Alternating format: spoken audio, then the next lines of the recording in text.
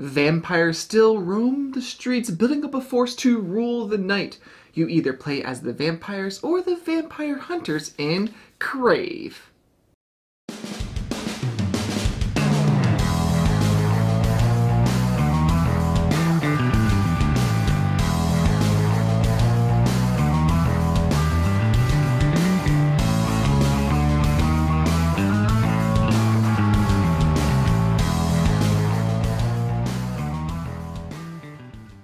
Welcome to Tantrum Studio D. I'm Kevin Dupp. Crave is a two-player deck-building game, but can be played with more players, up to 6 players if you get more decks. It is designed by Brian Sloan and being published by Black Forest Studio.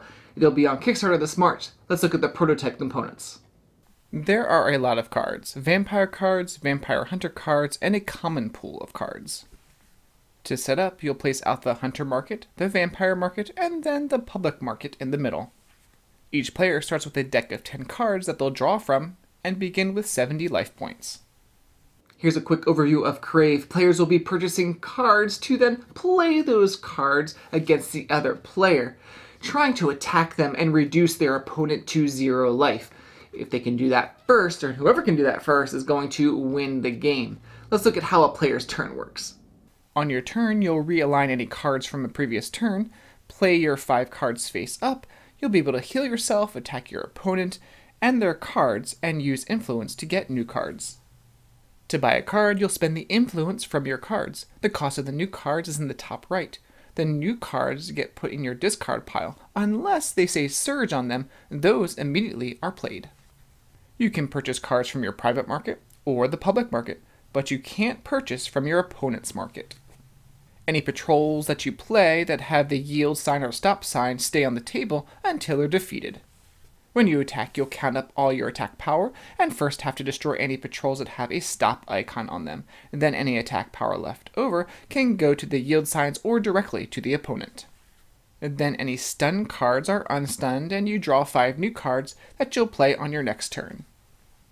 The game plays pretty fast, in about 30 minutes. I like some of the decisions that you make. Should I purchase cards from my private market, or should I go for some cards in the public market? Some of them in the public market are pretty cool.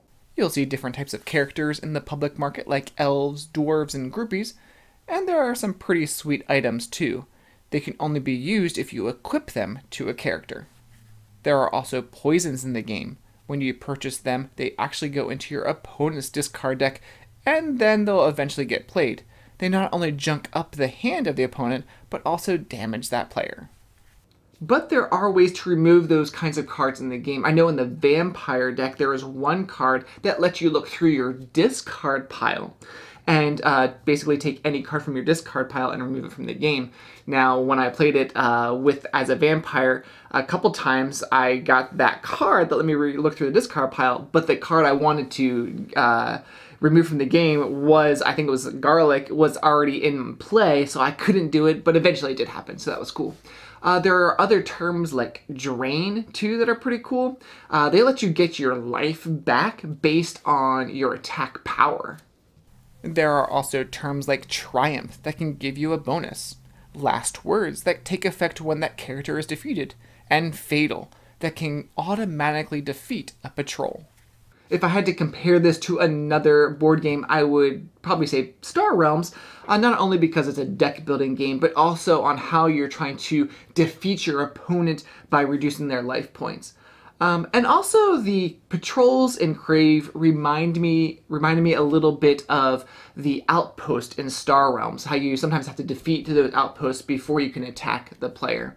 But there's a lot of differences too, like the markets. You have the private market in Crave and the public market. There's different races and even how they interact with each other, and the items and equipping them.